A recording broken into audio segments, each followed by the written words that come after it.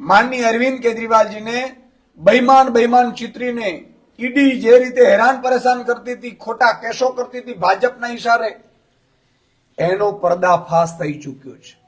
માનની અરવિંદ કેજરીવાલજી એમાં આપણે ગઈકાલે ન્યાયાલયનો જે ચુકાદો આવ્યો છે એમાં નિર્દોષ જાહેર થયા છે. એનો અર્થ એ થયો કે માનની અરવિંદ કેજરીવાલજીની ઈમાનદારી અકબંધ છે, અકબંધ રહેશે. ભારતમાં કોઈ સૌથી શ્રેષ્ઠ જો ઈમાનદાર નેતા હશે તો અરવિંદ કેજરીવાલજી હતા, છે અને રહેશે, અને એના ઉપર મહોર લાગી ગઈ છે. પણ ભાજપે જે વચ્ચે ઈડીના શસ્ત્ર તરીકે ઉપયોગ કરી અને અરવિંદ કેજરીવાલજીની ઈમાનદારી ઉપર અને બીજા આમ આદમી પાર્ટીના નેતાઓની ઈમાનદારી ઉપર જે વાર કર્યું હતું અને ખોટા મુદ્દાઓ ઉઠાવ્યા હતા, ભ્રષ્ટાચારના, દારૂ પોલિસીના, એના પર્દાફાશ થયું છે. આજે માનનીય અરવિંદ કેજરીવાલજી ભારતના ઈમાનદાર નેતા સાબિત થઈ રહ્યા છે.